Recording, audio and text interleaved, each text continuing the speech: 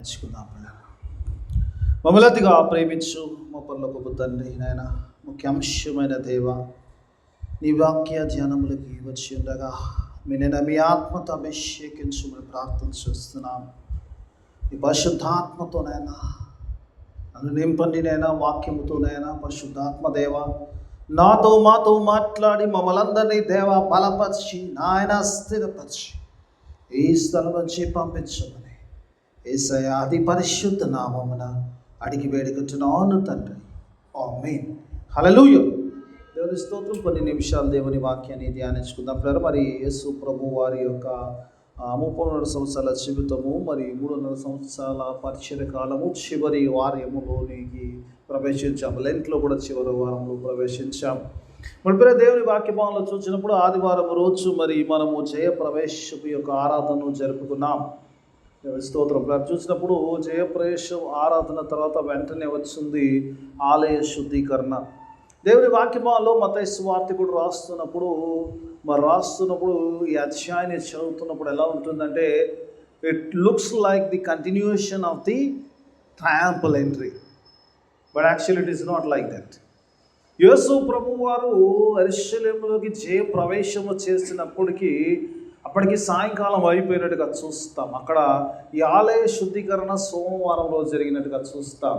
ఈ went back to Bethany అని మరి గాస్పల్స్లో రాయబడుతుంది. ఏంటంటే ఆ యెరూషలేము దేవాలయములోకి అక్కడికి జయప్రవేశం యెరూషలేము చేసిన యేసు ప్రభు వారు మరక్కడ చూచి తిరిగి బేతనీకి వెళ్ళి బస చేసి ఉదయమున సోమవారం రోజు మరలా యెరూషలేములోకి వచ్చినట్టుగా చూస్తాం దేవుని వాక్యభావంలో.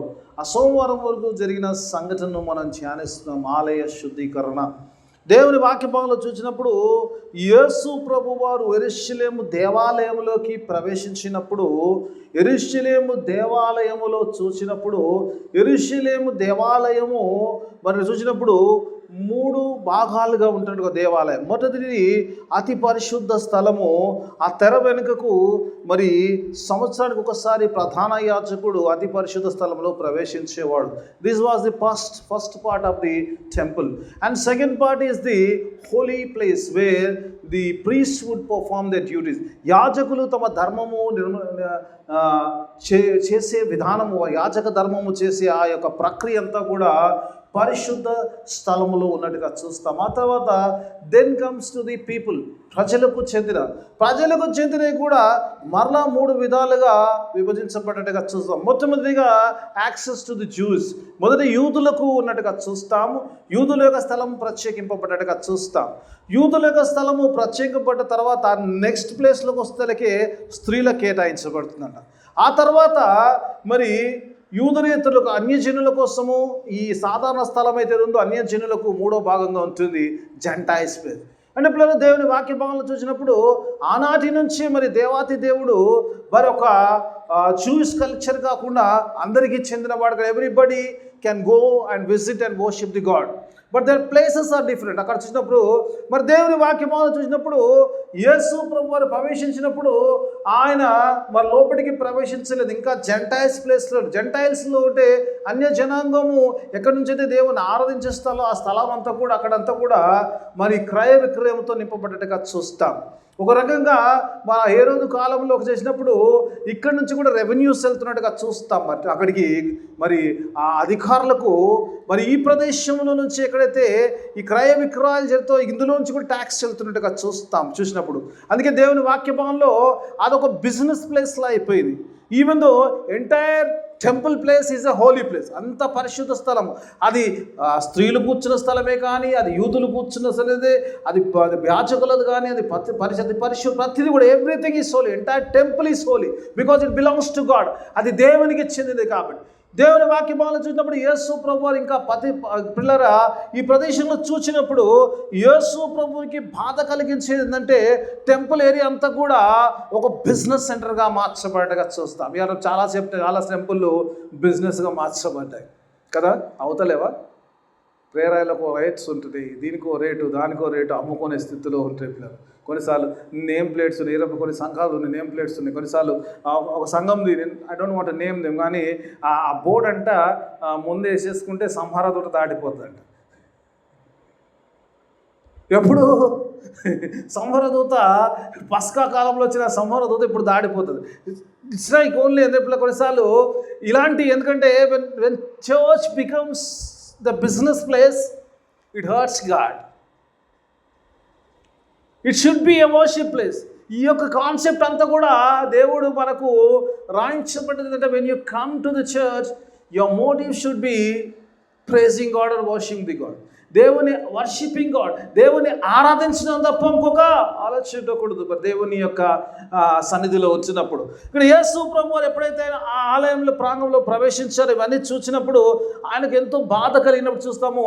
వారు చూసినప్పుడు అక్కడ క్రయ విక్రయములు చేయవాడంట. కొన్నిసార్లు నిజంగా ఈ వర్డ్ నాకు చాలా మంచిగా అనిపిస్తుంది. ఎందుకంటే దేవుని వాక్యభావం చూసినప్పుడు క్రయ విక్రయములు అంటాడు. It doesn't talk about the buyers, sellers, but it talks about the buyers also. చాలాసార్లు మనం అనుకుంటాం, అబ్బా ఇది కేవలం అమ్మేవారిది తప్పేమో. అమ్మేవారిది కాదు, కొనేటి వారిది కూడా తప్పే. అందుకే యేసు ప్రభువారు నిజంగా అక్కడ కూడా కొన్నిసార్లు అంటాడు, ఒకవేళ అమ్మే వాళ్ళకు కూడా అంటే కొనేవాళ్ళు ఉంటేనే కదా ఈక్వల్లీ రెస్పాన్సిబుల్. చాలాసార్లు కొన్నిసార్లు అనిపిస్తాం, కొన్నిసార్లు మనం ఏదైనా జరుగుతున్నప్పుడు, తప్పు జరుగుతున్నప్పుడు తప్పు చేసిన వాడిదే కాదు, చూస్తున్న వాడి కూడా అంతే బాధ్యత. Church responsibility, we have to warn it. మనం హెచ్చరించే వారిగా ఉండాలి. ఈరోజు నీతో నాతో మాట్లాడాలనుకుంటున్న మాట. ఎందుకంటే ఎప్పుడైతే ఒక వ్యక్తి అక్కడ వ్యాపారం చేస్తున్న వాడు, వ్యాపారాన్ని ప్రోత్సహిస్తున్న వాడు కూడా అంతే బాధ్యుడై ఉంటున్నాడు. He was equally responsible for the things which are going in the temple area. ఇప్పుడు యేసు ప్రభువారు క్రయ విక్రయం అంటే ఒకరిని అన్నాడు, క్రయ విక్రయం అన్నాడు. క్రయ విక్రయములు చేయి వారిని ఆయన జస్ట్ థ్రోన్ దెమ్ అవుట్ అంటాడు. కొన్నిసార్లు నిజంగా అనిపిస్తుంది యేసు ప్రభువారు నిజంగా చాలా సందర్భాల్లో యేసు ప్రభువారు కోప్పడ్డట్టుగా కనబడుతుంది. వాక్యంలో చూసినప్పుడు గద్దించినట్టుగా చూస్తాం. కానీ ఫస్ట్ టైము ఈ సందర్భం ఈ లాస్ట్ ఇస్ టెంపర్, చాలా ఆయన యొక్క నేచర్కు భిన్నంగా జరిగినట్టు సంగతి. నిజంగా బహుశా యేసు ప్రభు వారి యొక్క ఈ మాటలు, ఈ యొక్క సిచ్యువేషన్, ఈ సీన్ చూసినప్పుడు even God last is temper. ఆయన కూడా కంట్రోల్ లేని స్థితిలోకి వెళ్ళిపోయాడు. అలాంటి భయంకర, ఎందుకంటే because it is an holy place. ప్రతిరోజు దేవుని సన్నిధిలోకి వచ్చినప్పుడు మనం జాగ్రత్తగా ఉండవలసిందంటే అది పరిశుద్ధ స్థలమైంది. అందుకే కీర్తనకారుడు పరిశుద్ధతను అలంకరత తెచ్చుకుని యెహోవా నామమున నమస్కారం చేయడు. Worship the Lord in the beauty of his holiness అంటాడు. In beauty of his holiness అంటాడు. మనం పరిశుద్ధం కాదు, మనం ఆరాధించేటప్పుడు ఆయన పరిశుద్ధతలో ఆరాధించాలట కదమ్మా. మనకి ఎక్కడ పరిశుద్ధత? యేసు రక్తం లేకపోతే మన పరిశుద్ధ, సిలువ లేకపోతే మన విలువ లేదు కదా. క్రైస్తవులే సిలువ లేకపోతే విలువ లేదు, యేసు రక్తం లేకపోతే పరిశుద్ధత లేదు. అందుకే దేవుని వాక్య పాల్చినప్పుడు యేసు ప్రభు వారు ఎప్పుడైతే చూచారో క్రయ విక్రయం చేస్తారో, వారు చేశారో, వారి బల్లలు చేశారో, రూకలు మార్చారు, ప్రతి ఒక్కరిని ఒక రెప్తో అలగొట్టినట్టుగా చూస్తాం. ఇక్కడ చూసినప్పుడు ఈ యొక్క భాగం అంతలో చూసినప్పుడు two different aspects of Jesus. First one was very angry in things, and second thing was very normal. లోపలికి వెళ్ళినప్పుడు ఆయన దగ్గర కుంటివారు వచ్చినప్పుడు యథావిధిగా ఆయన పరిచర్య చేస్తున్నాడు. We see God of two sides కదా. ఒకసారి దేవుడు అక్కడ ఆయన చేస్తున్న దానికి కొన్నిసార్లు అనిపిస్తుంది కదా, కొన్నిసార్లు will see two sides of the God there. ఒకసారి ఆయన ఎలాగైతే దాన్ని సహించడో అలాగనే ఆయన మరి కనికరం కలిగిన దేవుడు అన్నట్టుగా మరి ఎప్పుడైతే దేవాలయంలో ప్రవేశించాడో అక్కడ ఉన్నవారు వచ్చిన వారిని ఆయన స్వస్థపరిచినట్టుగా దేవుని వాక్యము తెలియజేస్తుంది. మూడోగా చూసినప్పుడు అక్కడ పిల్లలు స్తుతిస్తున్నట్టుగా చూస్తాం. స్తుతిస్తున్నప్పుడు అక్కడ ఉన్న వారికి కోపం వచ్చిందట. వీరు ఏం ప్రచిస్తూ హోసన్న అవసరానికి కేకలేదు, వీరు ఏం చేస్తున్నారో నీకు కనబడతలేదా అని కథించినట్టుగా చూసినప్పుడు యేసు ప్రభువు అన్నాడు, చిన్నపిల్లల నోట్ల స్తుతులు ఉంటాయని రాయబడిన సంగతి నీకు తెలీదా అని వారిని ప్రశ్నించగల చూద్దాం. పిల్ల దేవుని వాక్యం ఈలోంచి కొన్ని ఆత్మీయ సత్యాలు నేర్చుకునే ప్రయత్నం చేద్దాం. మొత్తంగా చూసినప్పుడు యేసు ప్రభు వారు చేసిన దాంట్లో మొత్తంగా చూసినప్పుడు ఇక్కడ దేవుని వాక్య భాగంలో చూసినప్పుడు ఇక్కడ మొదట ఒకసారి letters focus on the 13th verse ఉందాం. ఒకసారి దేవుని వాక్య భాగం చూసినప్పుడు నా మందిరము ప్రార్థనా మందిరం అంటాడు. దేవుని వాక్యమాలు చూసినప్పుడు యేసు ప్రభు వారు నా మందిరము ప్రార్థనా మందిరము, దాన్ని మీరు దొంగల గృహాలుగా మార్చారట. ఈ వాక్యంలో చూసినప్పుడు పిల్లరా 3 విషయాలు ఇందులో ప్రాముఖ్యంగా. మొట్టమొదటిగా చూసినప్పుడు when Jesus said that my house అంటాడు, మై టెంపుల్ అంటాడు, నా మందిరం అంటాడు, నా గృహం అంటాడు, లేకపోతే మై హౌస్ కానీ నా టెంపుల్. ఈ ఓన్స్ దట్. దేవుని వాక్యం మనం చూస్తున్నాం. ఆయన అక్కడ మాట్లాడుతున్నప్పుడు, ఆ టెంపుల్ గురించి మాట్లాడుతున్నప్పుడు, ఆయన మాట్లాడుతున్నప్పుడు నా మందిరము అంటాడు. ఆయన దేవుని మందిరం అంటలేడు. దేవుని వాక్యభాగంలో చూసినప్పుడు మేబీ యూదులందరికీ, అక్కడ ఉన్న వారికి, పరిచయులు ఎవరైతే అక్కడ పనిచేస్తుండో, ఎవరైతే అక్కడ వారు ఆధిపత్యాన్ని చెలాయిస్తుందో ఆ మందిరంలో చూసినప్పుడు వారికి ఆయాసకరమైన పదం, God says it's my temple, ఈ ఓన్స్ ఇట్. దేవుని వాక్యభాగంలో చూసినప్పుడు ఆయన తండ్రి అయిన దేవుని కుమారుడై ఉన్నాడు కాబట్టి, ఇక్కడ చూసినప్పుడు యేసు ప్రభువారు తన అధికారమును ఆయన ప్రకటిస్తున్నట్టుగా చూస్తున్నప్పుడు, ఆ టెంపుల్ విషయంలో చూసినప్పుడు ఆయన I own it, this is my temple, it belongs to me అన్న విషయాన్ని మాట్లాడుతున్నట్టుగా చూస్తాం. దేవుని వాక్యభాగంలో ఈరోజు నీతో నాతో మాట్లాడుతున్నమాట. When God owns something, he does anything for it. సంఘమును కూడా దేవుని వాక్యమాలను చూసినప్పుడు సంఘమును ఓన్స్ ది చర్చ్. యేసు స్వరక్తం ఇచ్చి కొన్న సంఘమా అంటాడు అపోస్తుల కార్యాలను చూసినప్పుడు. మీకు రెఫరెన్స్లో అంటే అన్ని ఇవ్వగలుగుతాను.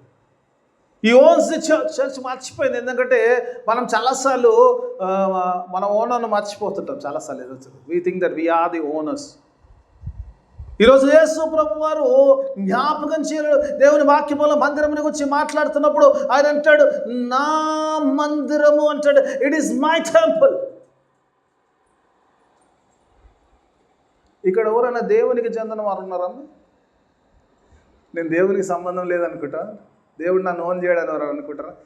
ఉత్తనే అంటాం. అసలు ఏడిస్తాం అధికారం. If we give authority to God, నిజంగా దేవునికి నిజంగా అంత అధికారం ఇచ్చి దేవుడు మనం ఓన్ చేస్తాడంటే మనం ఎలా ఉండాలి? దేవుని మాట ప్రకారం నడవాలి కదా. యోహాను సువార్తలో అంటే 10వ నా గొర్రెలను నేను ఎరుగుదును, అవి నా మాట వినును. When God says my sheep, ఎవరు my sheep? Those who listen to his voice. చాలామంది దేవుని గొర్రెలమే కానీ వాయిస్ కాడికి వస్తలే, కొంచెం ఆ సెకండ్ డీకోడ్ కాదు కరెక్ట్గా, లాంగ్వేజ్ ప్రాబ్లం వచ్చేస్తుంది కదా మనకు. God talk something and we look somewhere else కదా. కొన్నిసార్లు చాలాసార్లు అనిపిస్తుంది నిజంగా. దేవుడు ఒకటి అంటుంటాడు, మన చూపంతా ఇంకో సైడ్ ఉంటుంది. దేవుడి వాక్యభావంలో చూసినప్పుడు ఎలా ఉంటుందంటే మన లోతు భార్య లెక్కనే. దేవుడు బొమ్మల చోటి పోతూనే ఉంటాం కానీ మనసు అంతా వెనకాలే ఉంటుంది. ఏడు ఉంటుంది, అయ్యో నా బంగారం ఏమైపోయిందో, నా కొంప ఏమైపోయిందో, నా ఇల్లు ఏమైపోయిందో. ఇదే we walk in a direction and we see in another direction కదా. మన ఒక సైడు, మన నడుగు ఒక సైడ్ ఉంటుంది. చాలాసార్లు అంతే. మరి దేవుని పిల్లలమే, మరి దేవుని యొక్క పిల్లలమే, దేవుని స్వరాన్ని విన్న వారమే, దేవుడు పిలిస్తే వచ్చిన వారమే. యాకోబుని గురించి మాట్లాడినప్పుడు 43వ అధ్యాయం యాకోబు నీవు నా సొత్తు, నిన్ను పేరు పెట్టి పిల్ల, యు ఆర్ మై ఓన్ అంటాడు, you are my property, you are my position అంటాడు. సంఘం ఈరోజు ఫక్ ఇట్. యెషయా గ్రంథంలో అనుకుంటాను, గాడిద తన యజమాని తెలుసట, గొర్రెల మేకలకు అవి ఉండే స్థలం తెలుసంట, కానీ నా ప్రజలు నన్ను మర్చిపోయారు అంటాడు దేవుడు. మై పీపుల్ హాస్ ఫర్గాటెన్ మీ అంటాడు. అందుకే దేవుడు జ్ఞాపకం చేస్తుంది. ఈరోజు ఆలయ శుద్ధీకరణ చేస్తున్నప్పుడు ఆయన అంచినప్పుడు దేవుని వాక్యభావంలో చూసినప్పుడు ఈరోజు మనం we are the temple of God. ఈరోజు తర్వాత వాక్యభావంలోకి వెళ్తున్నప్పుడు మనందరం మర్చిపోతాం అంటే we are the temple of God, దేవుని యొక్క దేవాలయం ఈరోజు. అందుకే దేవుడు ఆ ఆలయ శుద్ధీకరణ గురించి ఎందుకు మాట్లాడుతుంటే ఈరోజు మనము దేవుని దేవాలయం. అందుకే దేవుడు అంటాడు I own this temple because I bought this temple. నా శరీరమును ఆయన యేసు రక్తం ద్వారా కొన్నాడు కాబట్టి ఆయన సొంతై ఉన్నాను. దేవుడు వాక్యభావంలో ఈరోజు నీతో నాతో ఈ ఆలయ శుద్ధీకరణలో దేవుడు మాట్లాడుతున్నప్పుడు నా మందిరము అంటాడు. మొదటిది వాక్యభాగంలో చూసినప్పుడు మొట్టమొదటిగా ఆయన ఎలా ఓన్ చేసుకున్నాడు, ఆయన సొత్తుగా చెప్తున్నాడు. రెండోదిగా చూసినప్పుడు ఆయన సొత్తు, ఎందుకంటే దాని యొక్క పనిని చెప్తున్నాడు. ఏంటంటే it's the place of worship and my house is a place of worship. చాలాసార్లు ఈ రోజుల్లో మర్చిపోతున్న విషయాన్ని జ్ఞాపకం చేస్తుండవు. అక్కడ చూసినప్పుడు అక్కడ జరుగుతున్న వాటికి ఆరాధనకు సంబంధం లేదు. అక్కడ ఆరాధన ఒక చోట జరగలేదు. You cannot go like that.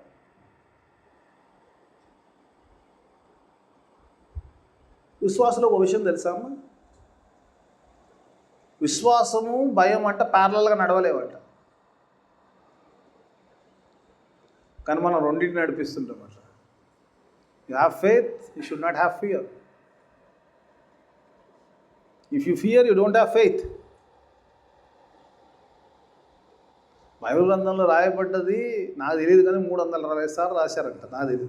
భయపడకుడి అంటే యేసుప్రభువు వారు పుట్టిన భయపడకుడి, ఇదిగో ప్రజలందరికీ కలగబో మహాసంతోషం ఉన్న చోట భయం ఉండదు, భయం ఉన్న చోట సంతోషం ఉండదు. అందుకే భయము విశ్వాసం ఒక చోట పోలేదు. కాబట్టి కెనాట్ ట్రావెల్ టుగెదర్. ఈరోజు నేను భయపడుతున్నాను అయినా విశ్వాసినంటే కాదు. దేవుని వాక్యమాలను చూసినప్పుడు అందుకే శిష్యులను కూడా ఆ పడవ అతలాకుతలమవుతున్నప్పుడు యేసుప్రభువు వారు లేచి ఏమైనా గద్దిస్తాడు, అల్ప విశ్వాసులు అంటాడు. ఇక్కడ విశ్వాసం ఉంటే భయం ఉండదు, భయం ఉంటే విశ్వాసం ఉండదు. కాబట్టి ఎప్పుడైతే భయపడ్డారో మీ విశ్వాసం అల్పమైపోయింది. కాబట్టి ఆ విశ్వాస విషయంలో ఆ శిష్యులను గద్దిస్తూ యేసుప్రభువు అంటాడు, అల్ప విశ్వాసులారా అంటాడు. whenever you take hold of that fear, God says your faith has gone down. ఈ విశ్వాసం తగ్గినప్పుడే భయం పెరుగుతుంది పిల్లలు. దేవుని వాక్యమాలను చూసిన అలాగే ప్రభు ఇక్కడ చూసినప్పుడు వ్యాపారము ఆరాధన ఒక చోట జరగదు. It cannot go parallelly. అక్కడే చోట్ల నువ్వు వ్యాపారం చేస్తూ అదే చోట్లో చేయలేవు. అందుకే యేసుప్రభువు వారు మాలాంటి దైవజనులతో చెప్పిన మాట ఏంటంటే దేవుణ్ణి ధనాన్ని ప్రేమించలేరు. ఇక అప్పుడు అది పెద్ద సబ్జెక్ట్. దేవుణ్ణి ధనాన్ని you cannot love God and wealth money. రెండు చేస్తా అంటే సాధ్యం కాదు అంటాడు. ఒకవేళ అలా చేస్తే అంటాడు ఒకరిని నువ్వు ప్రేమించి హత్తుకొని ఒకరిని ద్వేషిస్తావు అంటాడు. యు మైట్ సే దట్ నేను రెండు బ్యాలెన్స్ చేస్తాను. రెండు బ్యాలెన్స్ చేసేది ఉండదమ్మా. You have to love one. There is no argument. Even if you say that I do say no కదమ్మా. పిల్లలు కూడా అంటాం కదమ్మా, ఇద్దరు ఈక్వలే అంటారు. కానీ ఎక్కడో చాలా ఎడ్జ్ ఉంటుంది కదా, ఉండదా? వాడు చిన్నోడను, వాడు పెద్దోడను, వాడు అమ్మాయికుడను, ఇది ఆడపిల్లను, వాడు మగ పిల్లగాడను, ఎన్నో చాలా వాళ్ళ కూడా తెలిసి ఎన్నో చాలా కనబడుతుంది. ఇక మాలేక ఒక్కరున్న లేదు అదృష్టవంతులు, సంపూర్ణంగా అన్నీ అన్నట్టు. దేవుని స్తోత్రం. మాకు సంపూర్ణంగా దొరికిందా లేదా సెకండరీ ఇష్యూ. రైట్, ఓకే, దేవుని స్తోత్రం. రైట్, ఓకే, అది సెకండరీ ఇష్యూలో వస్తుంది. దేవుని వాక్యం ఆలోచించినప్పుడు యేసు ప్రభు వారు చేసినప్పుడు ఇక్కడ చూసినప్పుడు రెండు అంటాడు, my house is a house of prayer, it's a place of prayer, it's a place of worship, it's only a place of worship, not a place of business. This is what Jesus want to make it clear. ఎప్పుడైతే అక్కడ వ్యాపారం జరిగిందో అంటున్నాడు, అంటాడు ఇది నా మందిరము, ప్రార్థనా మందిరము, ఇది జరగవలసిన పని. కానీ మీరు చేస్తున్నది ఏంది అని అక్కడ అంటాడు. మీరు చేస్తున్నది ఏంటంటే దొంగల గృహ వ్యాపారం చేస్తూ you made it a den of robbers. దొంగలు నివసించే గృహ. ఏం దోసుకుంటున్నామే దొంగలు? దేవుని యొక్క మహిమను, దేవుని యొక్క పరిశుద్ధతను, దేవుని యొక్క ప్రజలను అన్ని దోసుకుంటారు. ఇక్కడ వ్యాపారం చేసేటోడు ఏం చేస్తారు? పోతే ఏ పరిశుద్ధత అయితే ఉందో ఆ ప్రదేశం కూడా పరిశుద్ధతను దోచుకుంటున్నారు. దేవుని యొక్క పరిశుద్ధతను, దేవుని యొక్క మహిమ ఎక్కడైతే రావాలో ఆ మహిమను దోచుకుంటారు. అంతేగా దేవుని ప్రజలు కూడా దోచుకుంటున్నాడుగా చూస్తాను ఇక్కడ. అందుకే ప్రభు అంటున్నాడు, ఊరికి నేను అంటలేడు ఆ మాట. Became a den of robbers. దోచుకోబడే స్థలముగా, ఆరాధించే స్థలము దోచుకునే స్థలముగా మార్చబడ్డట్టుగా చూద్దాం. నేను వాక్యమానం చూసినప్పుడు ఇక్కడ చూసినప్పుడు ఒకవేళ నిజంగా మనం ఆలోచించినప్పుడు ఎందుకు ప్రభు ఇంత మాట్లాడుతున్నారు? ఈరోజు ఆలయ శుద్ధీకరణ సబ్జెక్ట్ మనకి ఎందుకు ఇచ్చారు, ఆలయ శుద్ధీకరణ ఎందుకు ఉంది అని ఒకవేళ కానీ మనం ఆలోచిస్తే దేవుని ఒకసారి 1 కొరింథీయులకు రాస్తే ఒకవేళ మనకు సంబంధం లేకపోతే ఇది రాయబడి ఉండేది కాదు.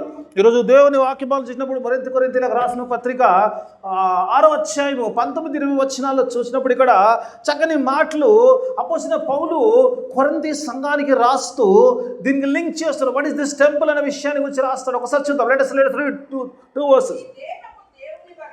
నీ దేహము దేవుని వలన మీకు అనుగ్రహింపబడిన మీలో ఉన్న పరిశుద్ధాత్మకు ఆలయం ఉందని మీరు ఎరుగరా? మీరు మీ సొత్తు కారు, విలువ పెట్టి కొనబడ్డవారు కనుక. ఇప్పుడు వచ్చిందమ్మా ఆలయ విషయం. ఎందుకు ఆలయ శుద్ధీకరణ జరగాలి అని అంటున్నప్పుడు దేవుని యొక్క ఆలయ శుద్ధీకరణ అంశం ఈరోజు నేటి సంఘానికి ఎందుకు ఇవ్వబడే దేవుని వాక్య భాగం చూసినప్పుడు, ఈరోజు పిల్లలు దేవుని యొక్క మాటలు చూసినప్పుడు కొరింథీ సంఘంలో వస్తే పౌలు దాని క్లారిటీ ఇస్తాడు.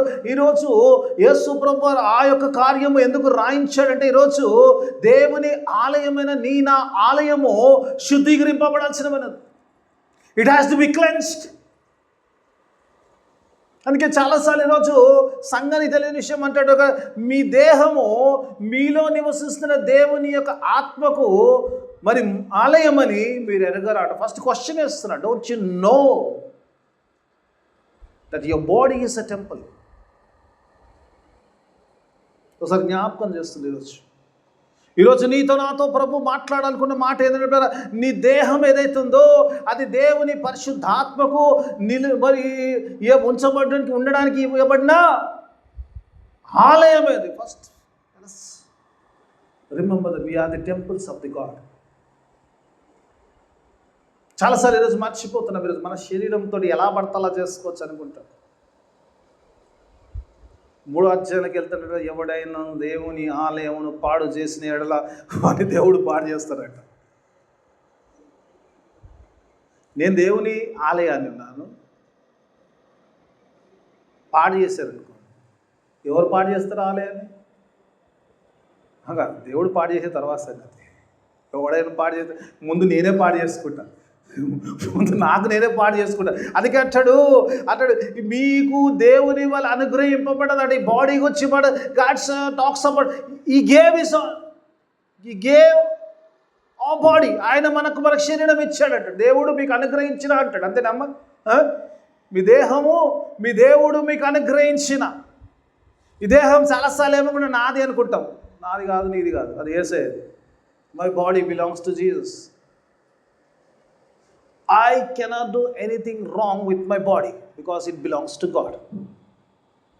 అందుకే నిజంగా ఇది దేవుంది అని అంటే, మళ్ళీ యెషయా గ్రంథంలోకి వెళ్తాడు, యాకోబు నీ తల్లి గర్భములో నిన్ను రూపింపకమునిపే I made you there, I created you there అంటాడు. ఇర్మియాలో అంటాడు, నీ తల్లి గర్భంలో నేను రూపించానంటాడు, నిన్ను ప్రత్యేకింపబడుకున్నా. ఈరోజు విశ్వాసంతో తెలిసిందంటే గాడ్ క్రియేటెడ్ అస్ అంటాడు. ఈరోజు దేవుని వాక్య భాగంలో చూసినప్పుడు దేవుని కార్యం వల్ల ఈ శరీరము మనం పొందుకుందాం. It is the creation of God.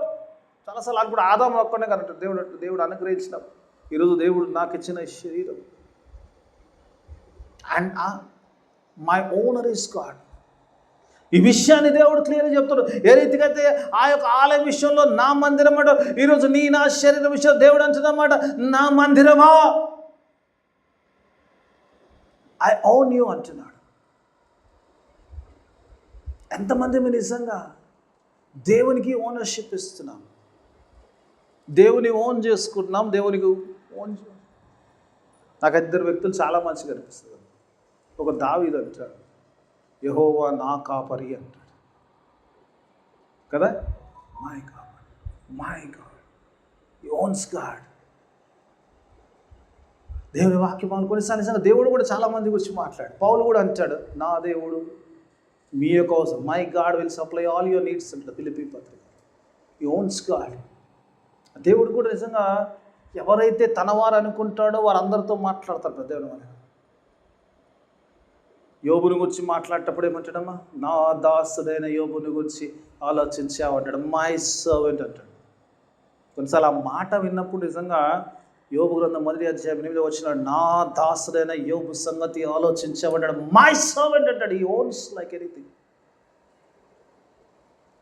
ఆ నీతి గురించి చెప్తున్నప్పుడు ఆ దేవుడు ఆ నీతి మాటలు యథార్థవంతుడు, చెడుతనం, అవన్నీ పాలిటిక్స్ తర్వాత మొట్టమొదటి my servant is my servant, I own him. Moses విషయంలో అంటాడు, నా దాసుడు, నా ఇంటి అంతటిలో నమ్మకమైన దాసుడు అంటాడు. నా హృదయానుసారుడు అంటాడు. నా దాసుడైన దావీదు నా హృదయానుసారుడు. అబ్రహాం విషయంలో నా స్నేహితుడు అంటాడు. ఈరోజు నీ గురించి నా గురించి ఏమంటున్నాడు? ఏమంటున్నావు? మన గురించి ఏమంటాడు? ఇప్పుడే చదువుకున్నాం కదా, you are my temple, you are the temples of God. Hallelujah. చెప్పిన వాళ్ళందరూ దేవుని టెంపుల్, చెప్పను నాకు గ్యారెంటీ. హల్లెలూయా, దేవునికి స్తోత్రం. మనము దేవుని దేవాలయంలో ఉన్నాం. Go owned by God, my owner is above. ఈరోజు నా ఓనర్ నన్ను ఏం చేసినట్టే, నన్ను శుద్ధీకరించాను. ఎందుకంటే నాలో ఇంకా ఏదైనా ఉంటే తీసేయాలని, నన్ను పరిశుద్ధపరచాలని, నన్ను ఆయనకు అనుకూలంగా ఆయన ఆరాధించే ఆలయముగా మలచాలని. ఆలయ శుద్ధీకరణ, ఆ 3 విషయాలు అక్కడ చూసినప్పుడు అంటాడు.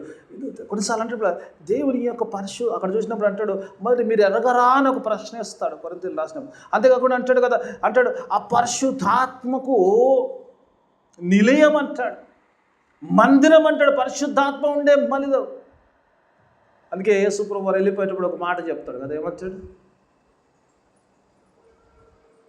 నా ద్వారా మిమ్మల్ని అనాథలుగా వెచ్చిపెట్ట నాకు ఇష్టం లేదు. నా ద్వారా మీరు విన్న వేరొక ఆదరణకర్తను పంపమని తండ్రిని వేడుకుంటాను.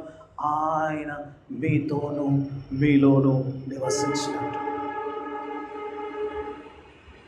పరిశుద్ధాత్మ నాలో నివసిస్తుంది. కొన్నిసార్లు ఆలోచిస్తే నేను మధ్యాహ్న సమయంలో సిద్ధపడుతున్నప్పుడు పరిశుద్ధాత్మకు అది పరిశుద్ధమైంది. ఆ పరిశుద్ధాత్మకు ఒక పాప శరీరం అవసరం ఉండడానికి అంటే అవసరమా? కొన్నిసార్లు అనిపిస్తుంది, just thinking God, asking God, ప్రార్థన చేస్తున్న కూడా అనుకోండి, ఒక పరిశుద్ధాత్మ దేవునికి నా శరీరం అవసరమా? ఎందుకు పెట్టాడు దేవుడు పరిశుద్ధాత్మ నాలో అంటే? నన్ను పవిత్రపరచడానికి పెట్టాడు. పరిశుద్ధాత్మకి ఏదో ప్లేస్ లేక పెట్టలేదు దేవుడు, నన్ను పరిశుద్ధాత్మ ద్వారా. ఎందుకంటే పరిశుద్ధాత్మ వచ్చినప్పుడు ఆయన నిన్ను నడిపిస్తాడు. నువ్వు ఎలా నడిపియాలి? నేను పరిశుద్ధాత్మ ఎందుకుంటే పరిశుద్ధాత్మ it convicts about the sinner. నువ్వు పాపంలో పడిపోయినప్పుడు నిన్ను హెచ్చరించు, నిన్ను శుద్ధీకరించడానికి పరిశుద్ధాత్మను దేవుడు నీలో నాలో హి హాస్ డిపాజిటెడ్ గ్యారంటీ అంటాడు పిల్లలు. ఎఫెసీ 12 ఆయన ముద్రించుకొని ఆయన ఆత్మ నిలబెట్టుకొని ఆయన సొత్తుగా డిపాజిట్ చేసుకున్నాడు. ఎందుకంటే so that we can live Holi and acceptable to God.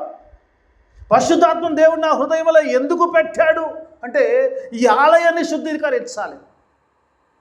నేను ఒకవేళ పాపస్థితిలో ఉంటే నన్ను హెచ్చరించడానికి, నన్ను బలపరచడానికి దేవుడు చెప్పిన పరిశుద్ధాత్మ మనకు బోధిస్తాడు. పరిశుద్ధాత్మ ఎలా బోధిస్తాడని కనుక ఒకవేళ మీరు రెఫరెన్స్గా చాలా పరిశుద్ధాత్మ ఏది తనకు తాను బోధించడంట. ఏ సంగతులు అయితే అక్కడి నుంచి ఇంటి అక్కడ చెప్తాడు.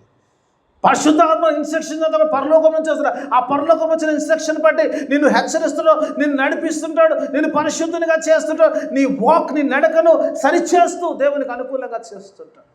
ఇది ఆలయ శుద్ధీకరణ. అందుకే దేవుడు అంటాడు ఆత్మ అంటాడు. దేహము దేవుని పరిశుద్ధాత్మకు ఆలయమైందంటాడు.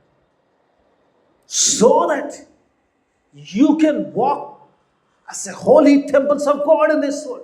ఈ లోకంలో నడుస్తున్నప్పుడు నువ్వు కాదు కానీ క్రీస్తు నీలో కనపడాలి, యేసు ప్రభు నీలో కనపడాలి. పౌలు అంటాడు కదా, ఇక జీవించువాడు నేను కాదు కానీ నాలో క్రీస్తే జీవిస్తున్నాడు అంటాడు. It's not I live, it's Christ who lives in me. Showing Christ. ఆ పరిశుద్ధాత్మ ఎందుకుందంటే దాన్ని పొందుకోలేడానికి నీకు తేడా ఉండాలి. ఇప్పుడు చాలాసార్లు ఏమంటే కామన్ లేదు. There is no common. చదువుకో, you are a set of people, ప్రత్యేకింపబడ్డవాడికి, ప్రత్యేకమైన జీవితానికి, పరిశుద్ధమైన జీవితానికి పిలువబడ్డ ఆయన పరిశుద్ధుడు కాబట్టి మనం కూడా పరిశుద్ధులుగా ఉండాలి. అదే కాన్సెప్ట్ ఈ ఆలయ శుద్ధీకరణ. అందుకే ఎప్పుడైతే నువ్వు శుద్ధీకరింపబడతావో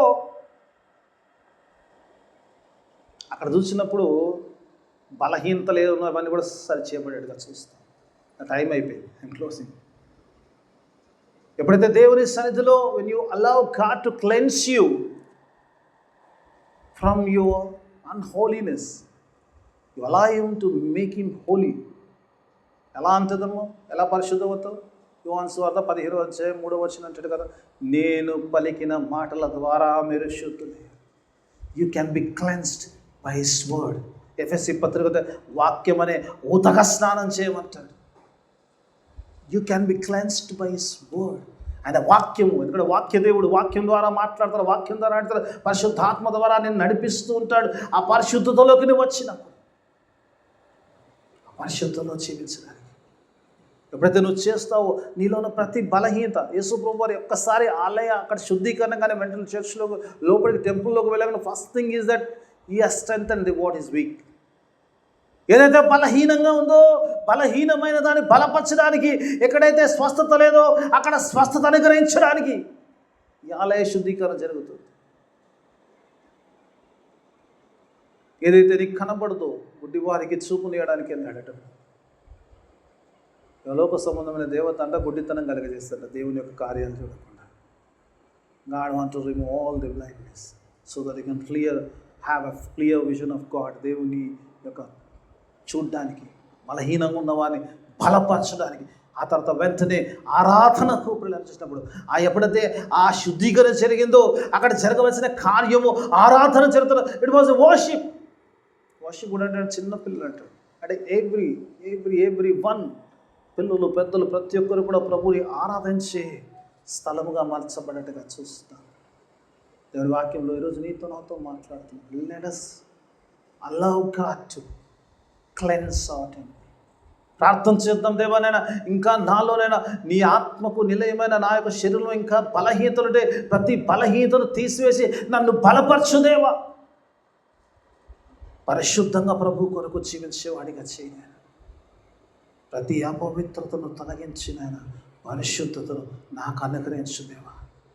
పౌలన్నట్టుగా ఇక జీవించువాడు నేను కాదు కానీ నాలో క్రీస్తే జీవిస్తున్నాడు, నాలో పరిశుద్ధాత్ముడు నివసిస్తున్నాడు. ఆ పరిశుద్ధాత్మ యొక్క ఆజ్ఞల చెప్పునే, ఆయన డైరెక్షన్ చెప్పునే, ఆయన గైడెన్స్ చెప్పునే నా నడక ఉంటుంది.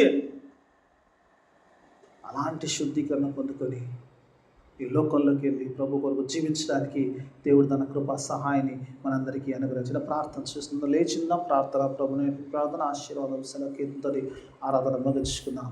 మొదటిగా ప్రేమించు మా పరలోక తండ్రి, నీకు వేలాది స్తోత్రం. నేను చక్కని మాటలు మాతో మాట్లాడిన దేవానికి స్తోత్రం చెల్లిస్తున్నాం. గొప్ప దేవుడు, శక్తిమంతుడు, సృష్టికర్తవు, సర్వాధికారి, నీకు స్తోత్రం చెల్లిస్తున్నాం. అవును నాయన, ఆలయ శుద్ధీకరణ జరగవలసింది నాయన. మాలో ఇంకా అనేక బలహీనతలు ఉన్నాయన. పరిశుద్ధాత్మ దేవ, నీవు నాయన మా యందు నివసిస్తున్నావు నాయన. నా దేహము నాయన పరిశుద్ధాత్ముడికి ఆలయమని నేను జ్ఞాపకం చేసుకొని నాయన నన్ను నేను ప్రవర్తించుకొని పరిశుద్ధాత్మ దేవునిగా అప్పచెప్పుకొని నాయన నీ నడిపింపు ప్రకారంగా జీవించి పరిశుద్ధునిగా ప్రభు నామము మహిమ తెచ్చేవాడిగా జీవించడానికి కృపా సహాయం దయచేయండి. విత్తబడిన వాక్యం అందరి జీవితంలో ఫలభరిత వాక్యం చేయండి.